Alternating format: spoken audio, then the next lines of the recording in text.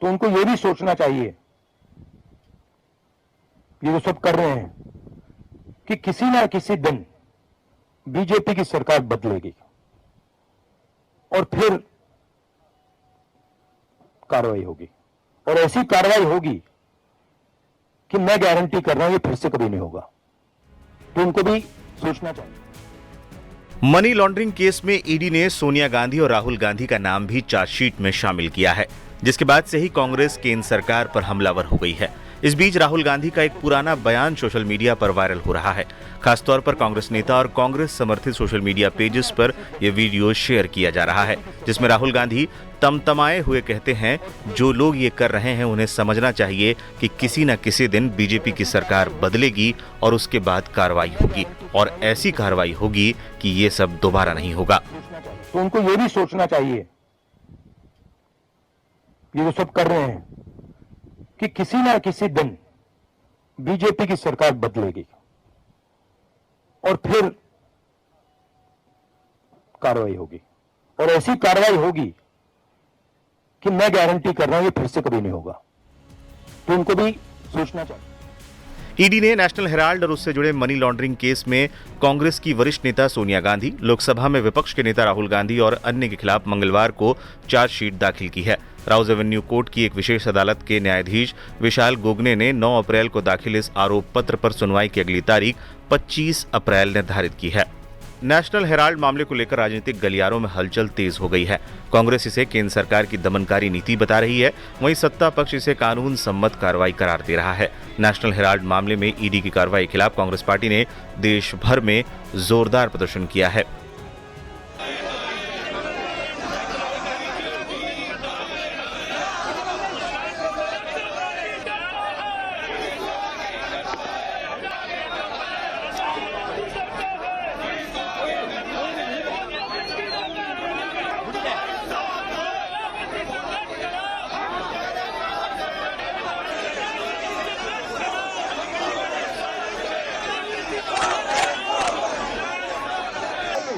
इनको डिटेन करिए, आपके पास बैठ गए, इनको जाने दो। ओ भाई, हराम भाई चोट लग जाएगी। यहाँ क्रांतिकारी आदमी करता भाई करता। कांग्रेस पार्टी पीछे बार बार जाती है। इनको डिटेन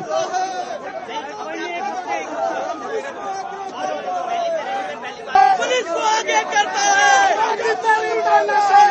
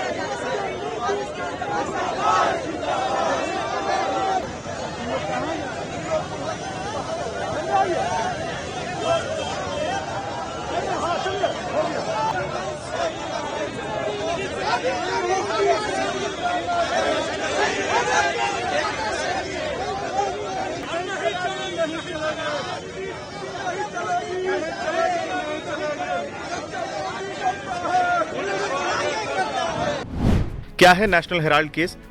साल 2012 में बीजेपी नेता और पूर्व केंद्रीय मंत्री सुब्रमण्यम स्वामी ने पटियाला हाउस कोर्ट में एक याचिका दायर कर आरोप लगाया था कि कुछ कांग्रेसी नेताओं ने गलत तरीके से और धोखाधड़ी कर नेशनल हेराल्ड अखबार के मालिकाना हक वाली कंपनी एसोसिएटेड जर्नल्स लिमिटेड का अधिग्रहण कर लिया है। अधिग्रहण का आरोप यंग इंडियन प्राइवेट लिमिटेड पर लगा।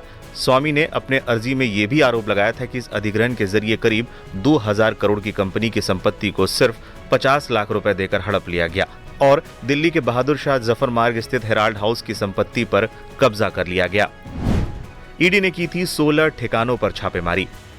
ईडी ने बाद में इस मामले में दिल्ली, मुंबई और कोलकाता समेत 16 ठिकानों पर छापेमारी की थी और सोनिया गांधी, राहुल गांधी, मल्लिकार्जुन खड़गे समेत अन्य से पूछताछ की थी। बाद में ईडी ने कहा था, जांच से पता चला है कि एसोसिएटेड जर्नल्स लिमिटेड के पास दिल्ली, मुंबई और लखनऊ में 661.69 करोड़ की अवैध संपत्तियों पर यंग इंडियन लिमिटेड का कब्जा है। इसके अलावा एजेएल ने इसमें 90.21 करोड़ रुपए की अवैध आय निवेश किया है। बाद में ईडी ने इस प्रॉपर्टी को अटैच कर लिया था। मामले को लेकर कांग्रेस नेताओं की तीखी प्रतिक्रियाएं भी सामने आई हैं।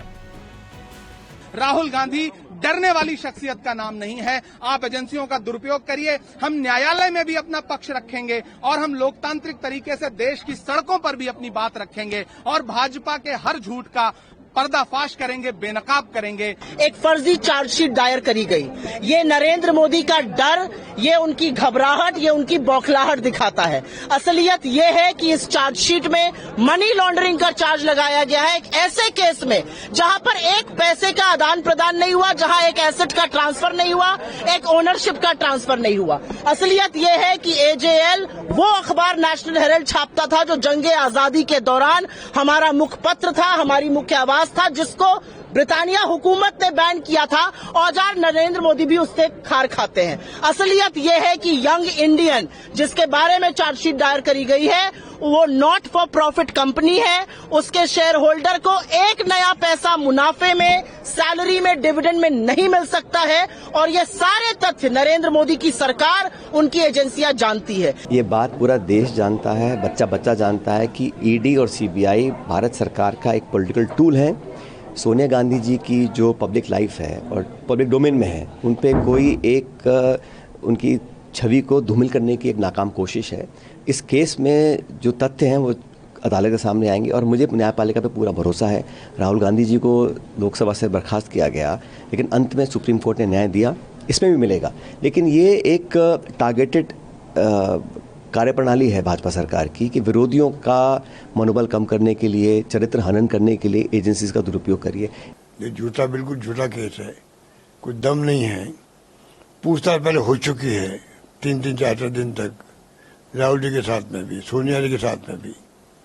ये सब मालूम इन लोगों को और ये 5-7 साल तक तो चुप रहते हैं और जब मौका लगता है, चुनाव आते हैं, चाहे बिहार क्या हो, चाहे वो और कोई इश्यू बनते हों, महंगाई पे इनका ध्यान नहीं।